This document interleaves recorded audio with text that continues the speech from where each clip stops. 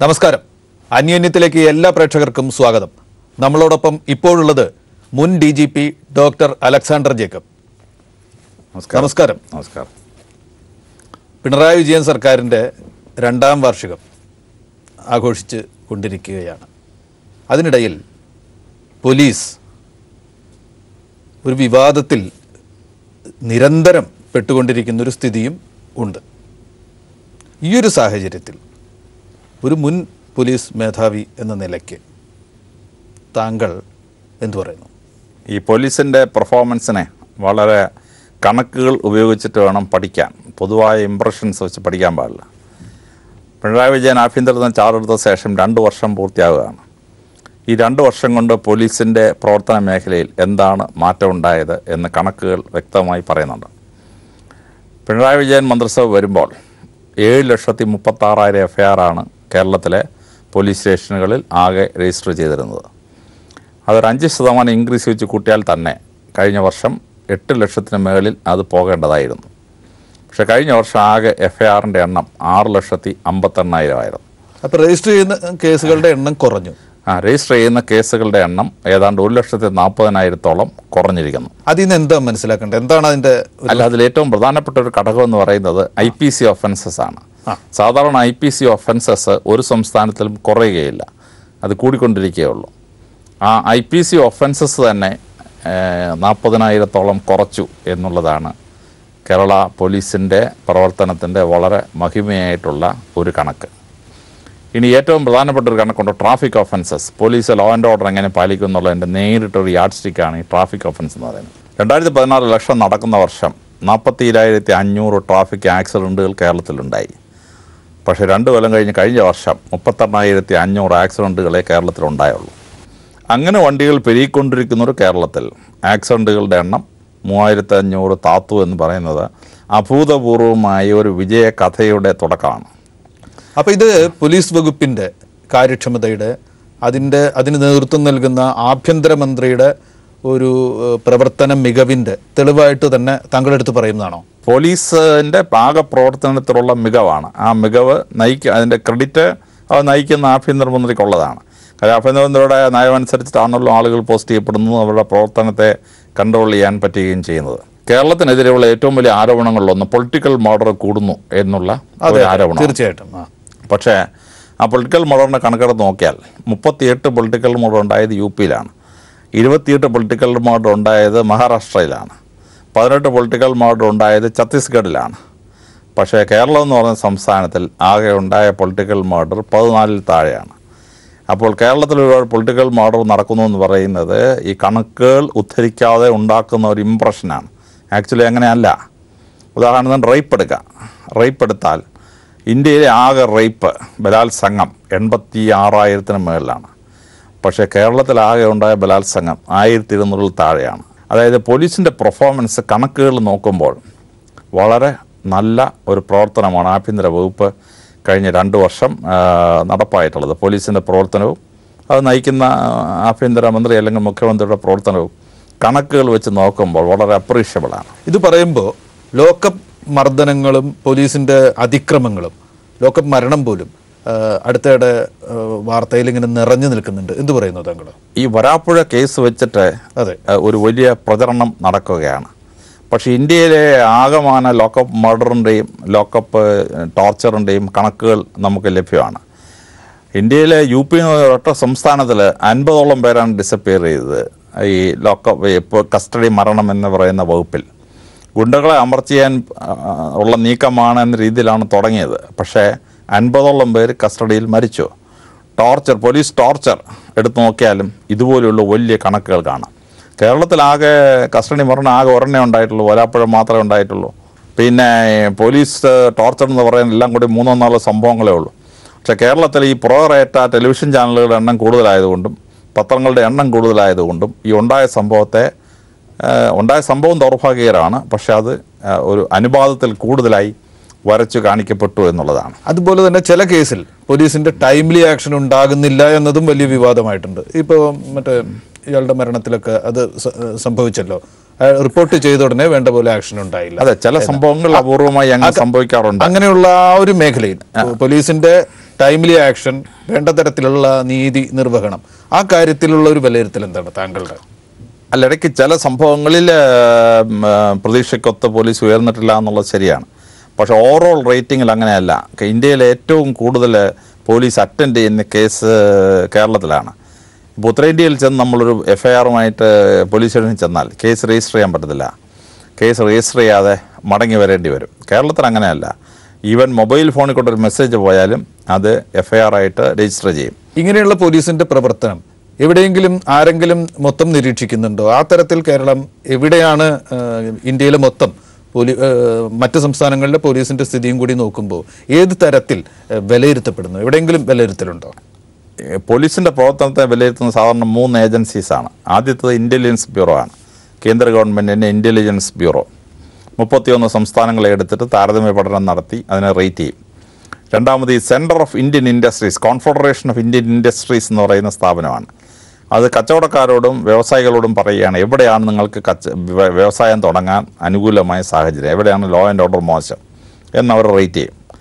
മൂന്നാമത്തേത് ജേർണലിസ്റ്റുകൾ കൂടി നടത്തുന്നതാണ്. ഇന്ത്യ ടുഡേ മാസിക ഒരുപറ്റം 50ഓളം ജേർണലിസ്റ്റുകളെ വെച്ചിട്ട് കണക്കുകൾ വെച്ചിട്ട് റേറ്റ് ഫിക്സ് ചെയ്യാണ്. കഴിഞ്ഞ 2 വർഷം 2002 തൊട്ട് ഇൻ്റലിജൻസ് ബ്യൂറോയുടെ കണക്കിൽ നമ്മൾ തന്നെയാണ് നമ്പർ 1. പക്ഷേ കഴിഞ്ഞ വർഷം 2017 എന്ന് പറഞ്ഞ വർഷം ഇൻ്റലിജൻസ് ബ്യൂറോ റേറ്റ് ചെയ്തപ്പോഴും confederation of Indian industries rate ചെയ്തപ്പോഴും ഇന്ത്യ ടുഡേ റേറ്റ് ചെയ്തപ്പോഴും 31 സംസ്ഥാന പോലീസുകളിൽ കേരളമാണ് നമ്പർ 1. പക്ഷേ ആ നമ്പർ 1-നകത്തൊരു പ്രത്യേകതയുണ്ട്. അതായത് ഇന്ത്യയിലെ ഏറ്റവും നല്ല പോലീസ് സ്റ്റേഷൻ ഏതാണ്? പാലക്കാട് സൗത്ത് പോലീസ് സ്റ്റേഷനാണെന്നാണ് കണ്ടെത്തിയത്. എന്നിട്ട് ഒരു 10 വർഷങ്ങൾക്ക് മുമ്പ് Palakkad south police station award കിട്ടി.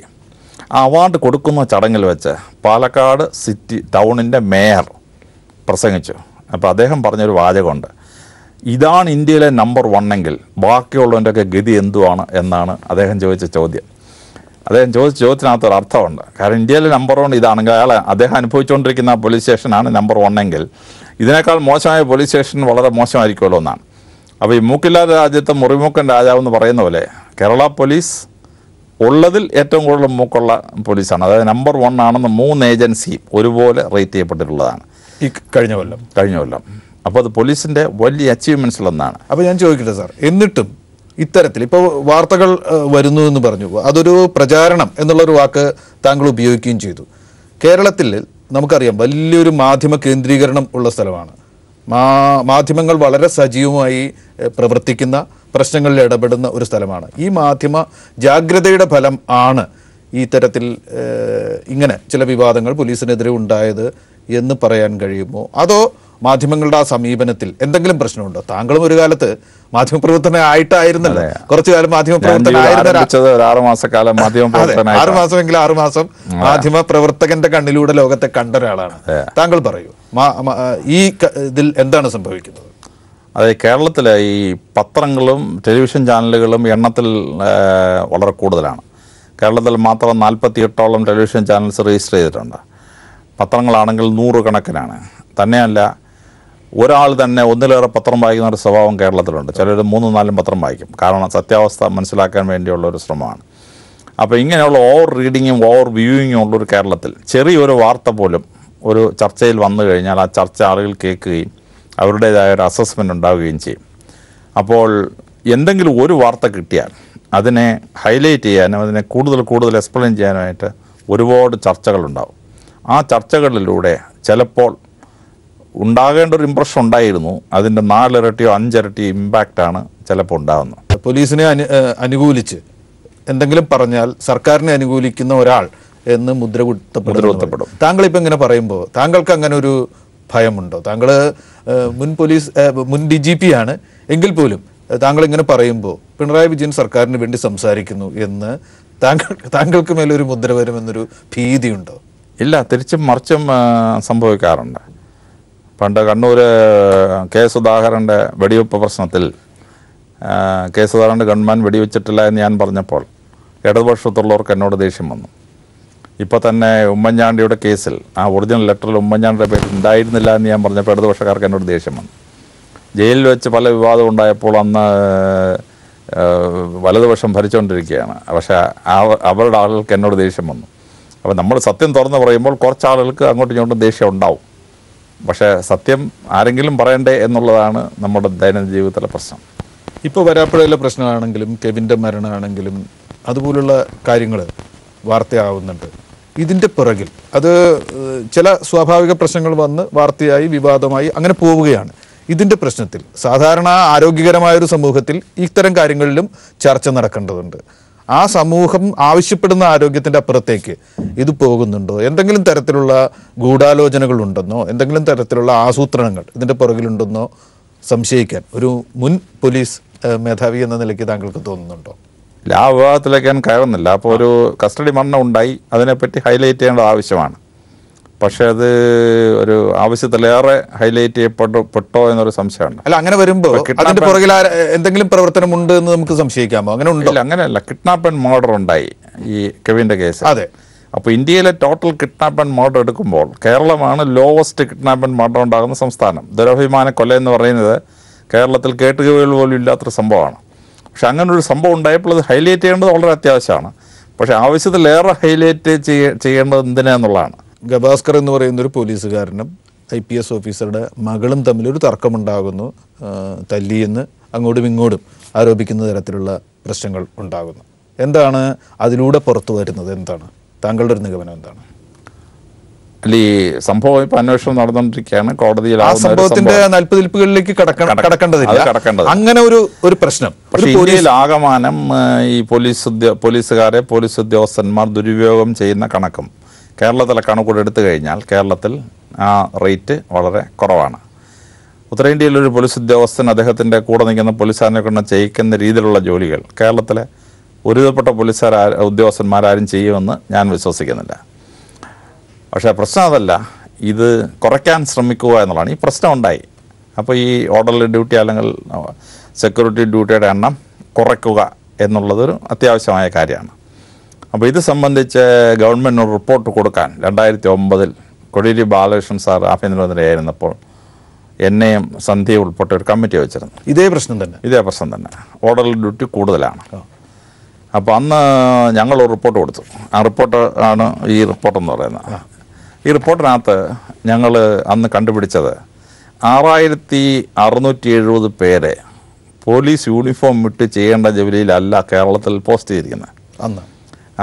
അപ്പോൾ അന്ന് 6000-ഓളം വേക്കൻസി ഉണ്ടായിരുന്നു കേരള പോലീസിൽ. അപ്പോൾ 6000 വേക്കൻസിയും 6700 പേര് ഡ്യൂട്ടി കിട്ടാത്ത അവസ്ഥയും കൂടെ എത്തിക്കഴിഞ്ഞാൽ ഈ 12000 പേര് ചെയ്യേണ്ട ഡ്യൂട്ടിയും കൂടി പോലീസ് സ്റ്റേഷനിൽ ബാക്കിയുള്ള AR ക്യാമ്പിൽ ബാക്കിയുള്ള പോലീസുകാരൻ്റെ തലയിലോട്ട് വരികയാണ്.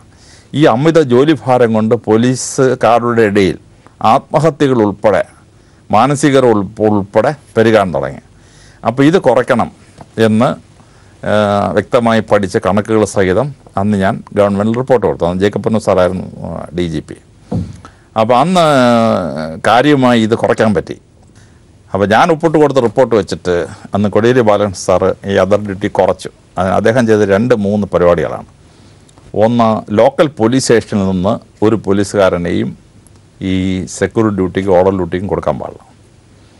കാര്യം ജനങ്ങളുടെ കാര്യം നോക്കാൻ വേണ്ടിയാണ് പോലീസ് സ്റ്റേഷനിൽ പോലീസുകാരെ വെച്ചിരിക്കുന്നത്. ആ പോലീസുകാരെ വല്ല ഉദ്യോഗസ്ഥൻ്റെ വീട്ടിൽ ജോലിക്ക് വെക്കാൻ പാടില്ല. അപ്പോൾ അവരെല്ലാം വിഡ്രോ ചെയ്യാൻ പറഞ്ഞു. അപ്പോൾ ഒരു സീരീസ് ഓഫ് ആളുകൾ വിഡ്രോ ചെയ്യപ്പെട്ടു. രണ്ടാമത്തേത്, പൂർണ്ണ ആരോഗ്യമുള്ളൊരു പോലീസുകാരനെ ഇങ്ങനത്തെ ഡ്യൂട്ടിക്ക് വിടാൻ പാടില്ല. വല്ല കാസരോഗികളോ വല്ല രോഗമുള്ള ആളുകളെ അവിടെ വിടുക. പൂർണ്ണ ആരോഗ്യമുള്ള ആവടിപ്പൊക്കമുള്ള ഉശിരുള്ള പോലീസുകാരനെ ജനങ്ങളുടെ സർവൻസ് ആകാൻ വേണ്ടി വിടുക. അപ്പോൾ ഈ പോലീസ് ക്ലബ്ബ് 5 എണ്ണം, സീനിയർ ഓഫീസേഴ്സ് മെസ്സിൽ 7 പേർ ഇങ്ങനെ വെച്ചിരുന്ന പോലീസുകാരുണ്ടായിരുന്നു. അവരിൽ ബഹുഭൂരിപക്ഷത്തെയും പിൻവലിച്ചിട്ട് അല്പം ശാരീരിക പ്രശ്നമുള്ളവരെ അങ്ങോട്ട് പോസ്റ്റ് ചെയ്തു. അപ്പോൾ ഈ കെ ജോസഫ് സാറ് DGP ആയിരുന്ന 2002-2003 ടൈമിലും 2001-2002 ടൈമിലും പൊന്നു സാറ് DGP ആയിരിക്കുമ്പം കോടിയേരി ബാലകൃഷ്ണൻ സാറ് ആഭ്യന്തരമന്ത്രിയായിരുന്ന കാലത്ത് പിൻവലിച്ച ഈ 2 സമയത്ത് മാത്രമേ ഇത് എണ്ണം കുറയ്ക്കാൻ പറ്റുള്ളൂ. ഇപ്പോൾ 2 തവണയാണ് ഇത്തരത്തിൽ അതർ ഡ്യൂട്ടി ഉണ്ടായിരുന്ന ആളുകളെ വെട്ടിക്കുറയ്ക്കുന്നൊരു നടപടി ഉണ്ടായതെന്ന് പറഞ്ഞു. ഈ അതർ ഡ്യൂട്ടിക്ക് കൃത്യമായ വ്യവസ്ഥകളും ഒക്കെ ഉണ്ടല്ലോ, എല്ലാം ഉണ്ട്. അത് കൃത്യമായി പാലിക്കപ്പെടുന്നു എന്ന് വരാത്തത് കൊണ്ടാണല്ലോ ഇങ്ങനെ വേണ്ടി വരുന്നത്. ഇത് ഇടയ്ക്കിടയ്ക്ക് റിവ്യൂ ചെയ്ത് അത് ഡൗൺ സൈസ് ചെയ്യുകയാണോ വേണ്ടത്? ഇതിന് സ്ഥായിയായ ഒരു പരിഹാരം, സ്ഥായിയായ പരിഹാരം ഒന്നിനുമില്ല എങ്കിൽ പോലും സ്ഥായിയായ പരിഹാരം ഉണ്ടാവേണ്ടതുണ്ടോ? സ്ഥായിയായ പരിഹാരം ഉണ്ടാകേണ്ടതുണ്ടെങ്കിലും കാലാകാലങ്ങളിൽ ഭരിക്കുന്ന ആഭ്യന്തരമന്ത്രിയും DGPയും എത്ര ശക്തരാണോ അത്രയും മാത്രമേ എഫക്റ്റീവ് ആവത്തുള്ളൂ. അങ്ങനെ ഒരു ശ്രദ്ധ എപ്പോഴും വേണ്ടതിന് വരത്തുള്ളൂ.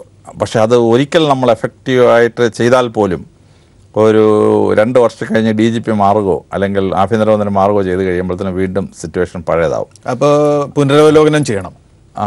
പീരിയോഡിക്കലി പുനരവലോകനം ചെയ്ത് തിരിച്ചു പിടിക്കാൻ ശ്രമിച്ചാൽ മാത്രമേ പറ്റൂ. പിന്നെ ഒരാളൊരു പോസ്റ്റിങ്ങിൽ ഇരുന്നപ്പോൾ 2 പോലീസുകാരെ എടുത്തു. ആ ആൾ പോലീസിൽ നിന്ന് പുറത്ത് വേറെ വല്ലതും ജോലി ചെയ്യുമ്പോൾ ഈ പോലീസുകാരെ കൂടെ കൊണ്ടുപോവുക, അതാണ് വേറൊരു പരിപാടി. ഇപ്പോൾ ഞാൻ പോലീസിലല്ലാതെ വനിതാ കമ്മീഷനിൽ പോയി, IMG പോയി, ഹൗസിംഗ് കമ്മീഷൻ ഇങ്ങനെ പോകുമ്പോൾ പോലീസ് സ്റ്റേഷനിലെ അല്ലെങ്കിൽ പോലീസ് ഡിപ്പാർട്ട്മെൻറ്റ് യൂണിഫോം ഇട്ട് പോലീസുകാരെ ഞാൻ കൊണ്ടുപോകാൻ പാടില്ല. അപ്പോൾ ഞാൻ പോലീസുകാരെ കൊണ്ടുപോയിട്ടേ ഇല്ല അങ്ങനെ സ്പെഷ്യൽ ഡ്യൂട്ടിക്ക് പോകുമ്പോൾ.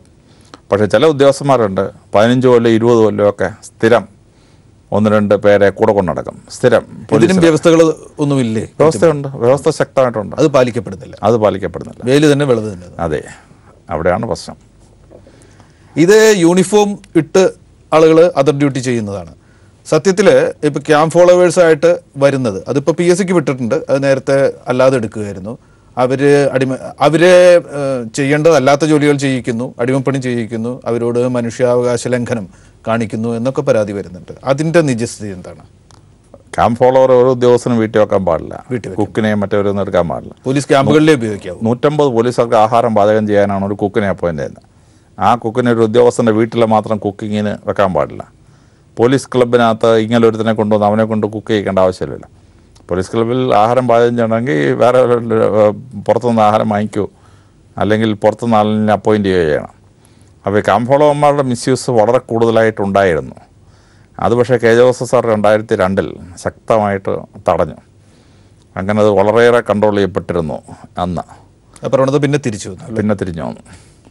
ഇപ്പോൾ അടിമപ്പണി, ദാസ്യപ്പണി അത് നിർത്തലാക്കുമെന്ന് മുഖ്യമന്ത്രി പ്രഖ്യാപിച്ചിട്ടുണ്ട്. ദാസ്യപ്പണി ചെയ്യരുതെന്ന് CPIMൻ്റെ സംസ്ഥാന സെക്രട്ടറി പറഞ്ഞിട്ടുമുണ്ട്. ഇത് നടക്കണമെങ്കിൽ എന്ത് സംഭവിക്കണം? അതായത് ഈ പ്രശ്നം എന്ന് പറയുന്നത് ഈ പോലീസുകാരും ക്യാമ്പ് ഫോളോവേഴ്സിലും ചിലർക്ക് ഈ ക്യാമ്പിലെ കഠിനമായ ജോലിയിൽ നിന്ന് രക്ഷപ്പെടാൻ വേണ്ടി അവർ തന്നെ ഏതെങ്കിലും MLAയോ ഏതെങ്കിലും രാഷ്ട്രീയക്കാരെയോ ഒക്കെ സമീപിച്ച് അവർക്ക് വേണ്ടി ഒരു ഉത്തരവുണ്ടാക്കി ഈ മെയിൻ ലൈനിൽ നിന്ന് അങ്ങ് മാറിപ്പോവുകയാണ്. അപ്പോൾ പോലീസുകാരിൽ കുറച്ച് പേർ ഇങ്ങനെയുള്ള ജോലി വേണമെന്ന് ആഗ്രഹിക്കുന്നതാണ് ഈ പ്രശ്നം വഷളാവുന്നതിൻ്റെ ഒരു കാരണം. പക്ഷേ ഇപ്പോൾ പോലീസ് അസോസിയേഷൻ ശക്തമായിട്ട് പറഞ്ഞിട്ടുണ്ട് യൂണിഫോം ഇട്ട പോലീസുകാരെ വിടത്തില്ല എന്ന്. അപ്പോൾ അതവർ ശക്തമായിട്ട് നിൽക്കുകയാണെങ്കിൽ എഫക്റ്റ് കുറച്ചുണ്ടാവും. മറ്റത് PSCക്ക് വിടുകയാണെങ്കിൽ കുറച്ചുകൂടി മറ്റൊരു PSCക്ക് വിടുകയാണെങ്കിൽ കുറച്ചുകൂടി ധൈര്യത്തോടെ അവൻ റെസിസ്റ്റ് ചെയ്യാൻ. മറ്റേത് അവന് ജോലി കിട്ടുന്നത് ഈ ഉദ്യോഗസ്ഥൻ കാരണമാണ്. അപ്പോൾ ആ ഉദ്യോഗസ്ഥനോട് അവൻ മരണം വരെ കൂറുള്ളവനായിരിക്കും. ഇതിനോടനുബന്ധിച്ച് ഉയർന്നു വന്നിട്ടുള്ള മറ്റൊരു നിരീക്ഷണം, അത് വാർത്തകളിലായാലും നിരീക്ഷകരൊക്കെ ആയിട്ട് പറയുന്നതാണ്. പുറത്തുനിന്ന് വരുന്ന, പ്രത്യേകിച്ച് ഉത്തരേന്ത്യയിൽ നിന്നൊക്കെ വരുന്ന IPS ഓഫീസർമാർ അവർ അവിടുത്തെ സവർണരിൽ നിന്ന്, അവിടുത്തെ ഭൂപ്രഭുത്വത്തിൽ നിന്ന് ഒക്കെ വരുന്നവരാണ്. അതുകൊണ്ട് അവർക്ക് അതിൻ്റേതായിട്ടുള്ള ചില രീതികളുണ്ട്. കേരളത്തിൻ്റെ സാമൂഹ്യ ഘടന, ഇവിടെ സംഭവിച്ച നവോത്ഥാനത്തിൻ്റെ മൂല്യങ്ങൾ ഒന്നും അവർക്ക് മനസ്സിലാവുകയോ ഉൾക്കൊള്ളാൻ കഴിയുകയോ ചെയ്യുന്നില്ല. അതുകൊണ്ടാണ് പ്രശ്നം വരുന്നതെന്ന്. അങ്ങനെ കേരളീയരായ IPSകാർ, കേരളീയരല്ലാത്ത IPSകാർ എന്ന തരത്തിൽ ഒരു തരംതിരിക്കുന്നതിൽ അതിൽ എന്തെങ്കിലും വാസ്തവമുണ്ടോ, അതോ അതിലെന്തെങ്കിലും ഗൂഢലക്ഷ്യങ്ങൾ വെച്ച് അങ്ങനെ ഉണ്ടാകുന്നതാണോ? അല്ല, ആ ചോദ്യത്തിന് ഞാൻ ഉത്തരം പറയുന്ന അപകടകരമാണ്. കാരണം ഓൾ ഇന്ത്യ സർവീസ് എന്ന് പറഞ്ഞാൽ ഒരു സംസ്ഥാനത്തിലുള്ളവരും പുറത്തുനിന്ന് വരുന്നവരും ഏകോദര സഹോദരങ്ങളെ പോലെയാണ് സർവീസ് ഓടിക്കേണ്ടത്. അപ്പോൾ ഒരു സംസ്ഥാനത്തിലെ തദ്ദേശീയരും ഔട്ട്സൈഡ് സ്റ്റേറ്റിൽ നിന്ന് വന്നവരും തമ്മിൽ ഒരു തർക്കമുണ്ടാകുന്ന രീതിയിൽ ഞാൻ അതിനെപ്പറ്റി ഉത്തരം പറഞ്ഞാൽ ഒരു തർക്കം ഉണ്ടാവും. അതുകൊണ്ട് ഞാൻ അതിനെപ്പറ്റി കമൻറ്റ് പറയാതിരിക്കുകയാണ് നല്ലത്. ഇപ്പോൾ ഇതൊക്കെ ഉണ്ടായി, ഇത് ഒന്ന് അതിജീവിക്കാൻ കേരള സർക്കാർ എന്തെങ്കിലുമൊക്കെ ചെയ്യുമായിരിക്കും. താങ്കൾക്ക് താങ്കളുടേതായ നിർദ്ദേശങ്ങൾ വെക്കാനുണ്ടോ ഇപ്പോഴത്തെ ഈ വിവാദം, ഈ ഓർഡർലി വിവാദം? അല്ല, ക്യാമ്പ് ഫോളോവേഴ്സിനെ ഒരിക്കലും എടുക്കാൻ സമ്മതിക്കരുത്. മറ്റേ പോലീസുകാരുടെ എണ്ണം 2ആയിട്ട് തന്നെ നിർത്തണം. അതിന് മേപ്പോട്ട് ആളിനെ എടുക്കാൻ ഒരു കാരണവശാലും സമ്മതിക്കരുത്. അത് മതിയോ? അത് ഇപ്പോഴത്തെ സാഹചര്യത്തിൽ ഒരു അതിൽ പണ്ടുണ്ടാക്കിയ അതിൽ പരാതികളുണ്ടല്ലോ. അല്ല, 2009 ഉണ്ടാക്കിയ നിയമം, അതായത് പോലീസ് സ്റ്റേഷനിൽ നിന്ന് ആരെയും എടുക്കാൻ സമ്മതിക്കരുത്. എടുക്കുന്നെങ്കിൽ തന്നെ ഏർക്കാൻ മീനെ എടുക്കാൻ പാടുള്ളൂ ആ 2 പേര്. ലോക്കൽ പോലീസ് സ്റ്റേഷൻ എടുക്കരുത്. പിന്നെ പൂർണ്ണ ആരോഗ്യമുള്ളവൻ ജോലി ഉഴപ്പാൻ വേണ്ടി ആരുടെ സ്വാധീനപ്രകാരമാണേലും അങ്ങനെയുള്ള ആളുകളെ ഓർഡർലി ആയിട്ട് വിടരുത്, അല്ലെങ്കിൽ ഈ സെക്യൂരിറ്റി ആയിട്ട് വിടരുത്. സ്വല്പം ആരോഗ്യ പ്രശ്നമുള്ളവരും പോലീസ് സ്റ്റേഷനിൽ ജോലി ചെയ്യാൻ ആരോഗ്യ പ്രശ്നമുള്ളവരെ മാത്രം അങ്ങനത്തെ ഡ്യൂട്ടിക്ക് വിടുക. പിന്നെ ഇതിനകത്തുള്ള പ്രധാനപ്പെട്ട ഒരു പ്രശ്നം എന്ന് പറയുന്നത് ഈ ഉദ്യോഗസ്ഥൻ്റെ സെക്യൂരിറ്റി എന്ന് പറയുന്നത് ഭാര്യയുടെയും മക്കളുടെയും സെക്യൂരിറ്റിയും കൂടിയാണ്. അപ്പോൾ ആ വീട്ടിന് സെക്യൂരിറ്റി കൊടുക്കുക എന്നുള്ളത് ഗവൺമെൻറ്റിൻ്റെ ഒരു കർത്തവ്യമാണ്. അത് കുടുംബങ്ങൾക്ക് കൂടി ബാധകമാണ്. ആസാമിലെ DIGയുടെ ഭാര്യയെ വെടിവെച്ച് കൊന്നു. അപ്പം DIGക്കെതിരെ ദേഷ്യമുള്ളത് കൊണ്ട് DIG പോലീസ് പ്രൊട്ടക്ഷനകത്തായതുകൊണ്ട് ഭാര്യ കാറിൽ പോയപ്പോൾ അവർ വെടിവെച്ച് ഭാര്യയെ കൊന്നു. മധ്യപ്രദേശിലൊരു ഉദ്യോഗസ്ഥൻ്റെ മകനെ തട്ടിക്കൊണ്ടുപോയി. UPയിലൊരു ഉദ്യോഗസ്ഥൻ്റെ 4ാം ക്ലാസ് പഠിക്കുന്ന മകനെ തട്ടിക്കൊണ്ടുപോയി വെടിവെച്ച് കൊന്നവർ. അപ്പോൾ ഈ പോലീസ് ഉദ്യോഗസ്ഥന് മാത്രമല്ല അദ്ദേഹത്തിൻ്റെ ഭാര്യയ്ക്കും മക്കൾക്കും പ്രൊട്ടക്ഷൻ ആവശ്യമാണ്. അത് കൊടുക്കണം. ആ പ്രൊട്ടക്ഷൻ ആവശ്യമുള്ള 2 പോലീസുകാരെ കൊടുക്കണം. പക്ഷേ കൂടുതൽ പോലീസുകാരെ മിസ്യൂസ് ചെയ്യുന്നത് സമ്മതിക്കരുത് എന്നുള്ളതാണ്. അത് കൃത്യമായ നടപടികൾ അതിലുണ്ടാവും. അതെ. അപ്പം നിയമപ്രകാരം ഒരു മേലുദ്യോഗസ്ഥന് അർഹമായ ആളുകളുണ്ടല്ലോ, ആ 2 പേരെ അവർക്ക് കൊടുക്കണം. ഭാര്യയ്ക്കും മക്കൾക്കും പ്രൊട്ടക്ഷൻ കിട്ടാൻ ആ വീട്ടിലൊരു പ്രൊട്ടക്ഷൻ ആവശ്യമാണ്. പക്ഷേ അനാവശ്യമായി മിസ്യൂസ് ചെയ്യുന്നതാണ് കുറയ്ക്കേണ്ടത്. താങ്കളിപ്പോൾ പോലീസ് സേനയുടെ ഒരു വക്താവല്ല, പോലീസ് സേനയിൽ നിന്ന് വിരമിച്ച ഒരു ഉദ്യോഗസ്ഥനാണ്. എങ്കിൽ പോലും ഈ വിവാദങ്ങളൊക്കെ കണ്ടുകൊണ്ടിരിക്കുന്ന ജനങ്ങൾക്ക് മുമ്പിൽ ആ ജനങ്ങളോട് താങ്കൾക്ക് പോലീസ് സേനയിലെ ഒരു ദീർഘകാലം ഉയർന്ന ഉദ്യോഗത്തിൽ ഉണ്ടായിരുന്ന ഒരാൾ എന്ന നിലയ്ക്ക്, മുൻ DGP എന്ന നിലയ്ക്ക് എന്തെങ്കിലും അഭ്യർത്ഥന ഈ വിവാദങ്ങൾക്ക് മുമ്പിൽ നിർത്തുന്നുകൊണ്ട് നടത്താനുണ്ടോ? അതായത് ഇംഗ്ലീഷിൽ പറയുന്ന പ്രസിദ്ധമായ ഒരു ആപ്തവാക്യമുണ്ട്, don't miss the woods for the trees. അതായത് ഒരു വനം കാണുമ്പോൾ ആ വനത്തിൻ്റെ മനോഹാരിത ആസ്വദിക്കുന്നതിന് പകരം ഈ ഒരു മരം കൊള്ളാം അല്ലെങ്കിൽ ഈ ഒരു മരം കുഴപ്പമാണ് എന്ന് പറയുന്ന ഒരു കാഴ്ചപ്പാട് ഇംഗ്ലീഷുകാർ പാടില്ല എന്ന് പറയുന്ന ഒരു കാഴ്ചപ്പാടാണ്. അപ്പോൾ അതുകൊണ്ട് വരാപ്പുഴ സംഭവവും കെവിൻ സംഭവവും ഈ പോലീസുകാരനെ ഉദ്യോഗസ്ഥൻ്റെ മകൾ അടിച്ചതുമൊക്കെ പോലീസിൻ്റെ ആബറൻ്റ് ബിഹേവിയറാണ്. അപ്പോൾ ആബറൻ്റ് ബിഹേവിയർ കാണിക്കുന്ന ആളുകളെ അതായത് കൺട്രോൾ ചെയ്യാനുള്ള നടപടി ഉണ്ടാവണം. തെറ്റിയതെങ്കിൽ ശിക്ഷിക്കുകയും വേണം. പക്ഷേ അത് വെച്ച് പോലീസിനെ മുഴുവനും കൂടെ വിമർശിക്കരുത്. പൊതുജനാഭിപ്രായം ഉണ്ടാക്കുന്നതിൽ വലിയൊരു പങ്ക് വഹിക്കുന്നത് മാധ്യമങ്ങളാണ്. ഞങ്ങളൊക്കെ ഉൾപ്പെടുന്ന മാധ്യമങ്ങളാണ്. ഞാൻ നേരത്തെ പറഞ്ഞതുപോലെ താങ്കൾ ഒരു മുൻ മാധ്യമ പ്രവർത്തകനുമാണ്. മാധ്യമങ്ങളോട് ഈ പശ്ചാത്തലത്തിൽ എന്തെങ്കിലും പറയാനുണ്ടോ? പ്രത്യേകിച്ച് ഇത് അവസാനിപ്പിക്കുന്നതിന് മുമ്പ്. ഞാൻ മാധ്യമങ്ങളെ അഡ്വൈസ് ചെയ്യാൻ ആളല്ല. ഞാനും മാധ്യമത്തിൽ എപ്പോഴും ചർച്ചയ്ക്കൊക്കെ പോകുന്ന ആളാണ്. ഇതിൻ്റെ റിസീവിംഗ് എൻഡിലുള്ള അതുകൊണ്ട് എനിക്ക് ഒറ്റ റിക്വസ്റ്റേ ഉള്ളൂ, പോലീസ് ഡീമോറലൈസ് ചെയ്യുന്ന ഒരു സ്റ്റേജിലേക്ക് വിമർശനം പോകരുത്. തെറ്റ് കാണിച്ചാൽ ശക്തമായി മാധ്യമം ചൂണ്ടിക്കാണിക്കണം. കാര്യം കറക്റ്റിംഗ് ഏജൻസി മാധ്യമം മാത്രമേ ഉള്ളൂ. അതുകൊണ്ട് മാധ്യമം തെറ്റ് കറക്റ്റായിട്ട് ചൂണ്ടിക്കാണിച്ച് തെറ്റ് ചെയ്തവരെ ശിക്ഷിപ്പിക്കണം. പക്ഷേ പോലീസിനെ മുഴുവൻ ഡീമോറലൈസ് ചെയ്യുന്ന ഒരു സ്റ്റേജിലേക്ക് പോകാതിരിക്കാൻ ശ്രദ്ധിക്കണം. വളരെയധികം നന്ദി സർ. Thank you.